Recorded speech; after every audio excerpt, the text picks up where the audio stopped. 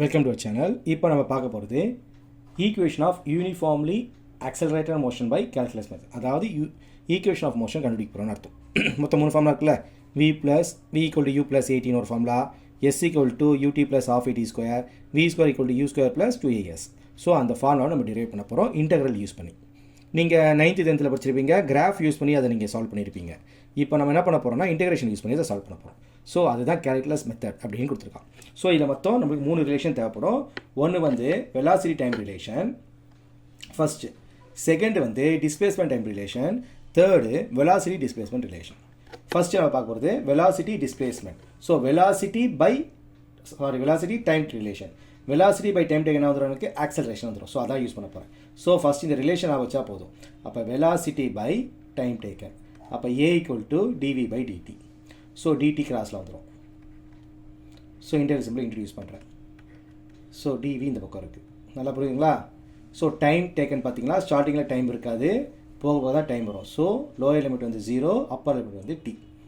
Velocity பார்த்தீங்கன்னா உங்ககிட்ட 2 velocity இருக்குது. யூன்றது இனிஷியல் வெலாசிட்டி, வின்றது ஃபைனல் வெலாசிட்டி. ஸோ கீழே u மேலே v.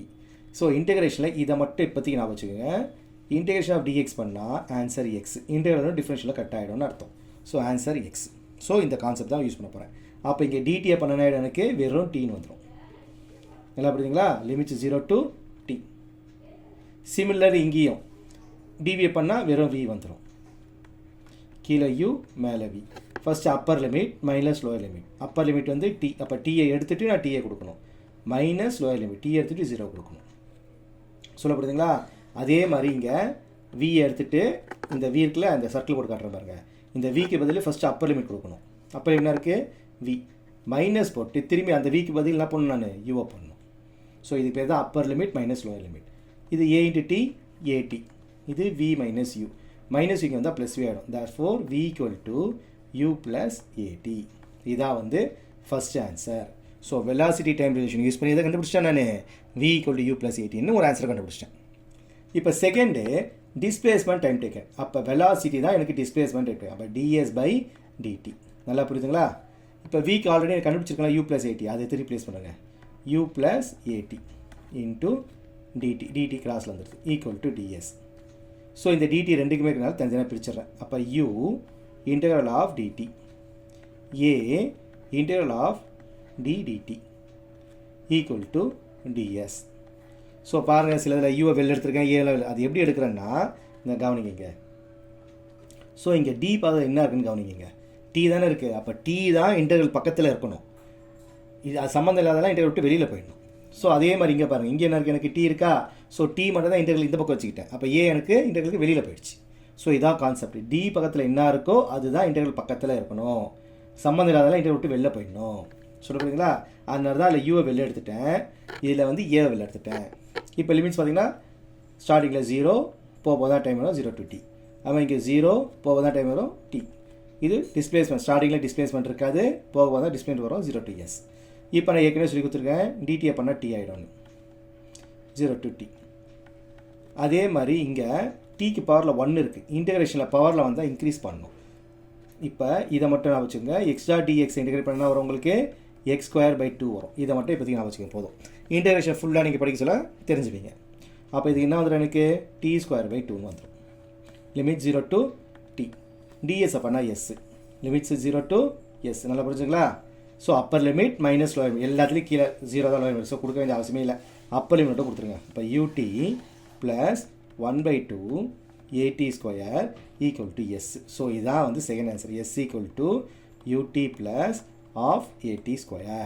இதான் வந்து second answer. So displacement time relation use பண்ணி செகண்ட் ஆன்சர் கொண்டு வந்துட்டேன். இப்போ தேர்டு போகிறேன், வெலாசிட்டி டிஸ்பிளேஸ்மெண்ட். எனக்கு வெலாசிட்டி டிஸ்பிளேஸ்மெண்ட் ரிலேஷன் பார்த்தீங்கன்னா டேரக்டாக ஃபார்முலாவே கிடையாது. எனக்கு என்ன ஃபார்முலா இருக்குன்னு பார்த்தீங்கன்னா a = dv/dt ஃபார்முலா மட்டும்தான் இருக்குது. ஸோ எனக்கு டிஸ்பிளேஸ்மெண்ட்ற வார்த்தை உள்ளே வரணும். ஸோ என்ன பண்ண போகிறேன்னா dv / ds, இங்கே ஒரு ds, மேலே ஒரு ds, இந்த dt அப்படியே வச்சுக்கிறேன். ஸோ இந்த dv/dt அப்படியே இருக்கு என்கிட்ட. சொல்ல புரியுதுங்களா? இந்த dv/dt அப்படியே என்கிட்ட இருக்குது. ஸோ மேலே ஒரு ds, கீழே ஒரு ds நான் சேர்த்துக்கிட்டேன். நல்லா புரிஞ்சுங்களா? அப்போ தான் எனக்கு டிஸ்பிளேஸ்மெண்ட் டைம் ரிலேஷன் கொண்டு வர முடியும், வெலாசிட்டி டிஸ்பிளேஸ்மெண்ட் ரிலேஷனை. சொல்ல புரிஞ்சுங்களா? ஸோ இப்போ ds by dt என்ன மாறிடும் பார்த்தீங்களா? ds by dt என்ன மாறிடும் எனக்கு? வெலாசிட்டியாக மாறிடும். அப்போ ds by என்னாச்சு? வெலாசிட்டியாக மாறிடுச்சு. dv by ds. ஸோ இதான் வெலாசிட்டி டிஸ்பிளேஸ்மெண்ட் ரிலேஷன். ஸோ இந்த dv by ds வரணுன்றதுக்காக தான் மல்டி டிவை பை ds நான் பண்ணிக்கிட்டேன். ஸோ இந்த டிஎஸை கிராஸ் கொண்டு போயிடுங்க. அப்போ integral of ds v into dv. So integral இதுக்கு இன்டெக்ரல் 0 to s போட போகிறேன். வெலாசிட்டி என்கிட்ட ரெண்டு வெலாசிட்டி இருக்குது, ஒன்று u ஒன்று v. நல்லா புரிஞ்சுங்களா? ஒன்று u ஒன்று v. ds அப்போனா s வரும், எனக்கு நல்லாவே தெரியும். ஸோ s போட்டேன் 0 to s. v அப்போனா v ஸ்கொயர் பை, இப்போ தான் சொல்லிக்கிட்டேன் x அப்போனா x ஸ்கொயர் பை 2ன்னு. ஸோ v ஸ்கொயர் பை 2 லிமிட்ஸு கீழே u மேலே v. First upper limit minus lower limit. இங்கே கொடுக்க தேவையான கீழே 0. இங்கே அப்பர் லிமிட் கொடுத்தா v square by 2, lower limit கொடுத்தா u ஸ்கொயர் பை 2. இதை இன்ட்டு 2 பண்ணுங்கள், அப்போ தான் 2 எடுக்க முடியும். So 2as equal to v square minus u square. இப்போ மைனஸ் u ஸ்கொயர் இந்த பக்கம் வந்தால் எனக்கு ப்ளஸ் ஆகிடும். So v square equal to u square plus 2as. இதுதான் தேர்ட் ஈக்குவேஷன். நல்லா புரியுங்களா? ஸோ மூணுமே நான் கண்டுபிடிச்சேன். டவுட் இருக்குங்களா உங்களுக்கு? இதை தவிர நாலாவதாக ஒன்று இருக்குது, அது எப்படி போகிறோன்னு சொல்லி தரேன் பாருங்கள். ஸோ இது ஃபஸ்ட்டு புரிஞ்சுங்களா? So velocity time relation use பண்ணி ஒரு ஆன்சரும், டிஸ்பிளேஸ்மெண்ட் டைம் ரிலேஷன் யூஸ் பண்ணி செகண்ட் ஆன்சர் கொண்டு வந்துட்டோம். அது ரெண்டு டேரக்ட் ஃபார்முலா இருக்குது. a = dv by dt போட்டேன், v = ds by dt போட்டேன். ஆனால் velocity displacement relation direct formula கிடையாது. எனக்கு இருக்கிறது a = dv by dt தான். ஸோ எனக்கு dsன்ற வார்த்தை உள்ளே வரணும். ஸோ அதுக்காக என்ன பண்ணேன்? மல்டி டிவை பை ds நான் சேர்த்துக்கிட்டேன்.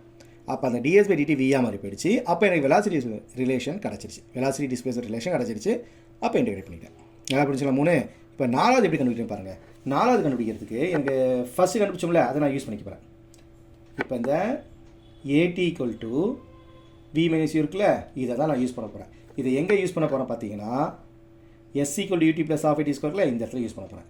ஸோ இதுக்காக அந்த ஈக்குவேஷன் லைட்டாக நான் மாடிஃபை பண்ணிக்கிறேன். எப்படி மாடிஃபை பண்ணுறேன்னா, s equal to ut plus half a into atன்னு பிரிச்சுக்கிறேன். சொல்ல புரிச்சுங்களா? So s equal to ut plus half at. இப்போ இதை யூஸ் பண்ணிக்கோங்க. அப்போ s equal to ut plus 1/2a. ஏடிக்கு என்ன தெரியும்? v மைனஸ் யூன்னு தெரியும். சரிங்களா? ஸோ அதை நம்ம யூஸ் பண்ண போகிறோம். ஸோ எல்சிஎம் எடுத்துக்கோங்க. Half 80 square, sorry a square t போட்டிருக்கேன். ஸோ இதை மட்டும் மாற்றிக்கிறேன். t தான் என்கிட்ட 2 இருக்குது, a 2 கிடையாது. So s equal to ut plus half a t into t. ஏன்னா t தான் என்கிட்ட 2 இருக்குது, a 2 கிடையாது. ஸோ இந்த ஏடி இருக்குல்ல, இந்த ஏடி தான் நான் மாற்றிக்க போகிறேன். இப்போ ut ப்ளஸ் ஆஃப் ஏடிக்கு என்ன தெரியும்? v minus u into t, விலக்கட்டி. ஸோ இப்போ இடம் இல்லை, பக்கத்தில் போகிறேன் பாருங்கள். இப்போ எல்சிஎம் எடுத்தால் 2 கிராஸில் போயிடுமா? அப்போ s equal to ut 2ut plus vt minus ut by 2.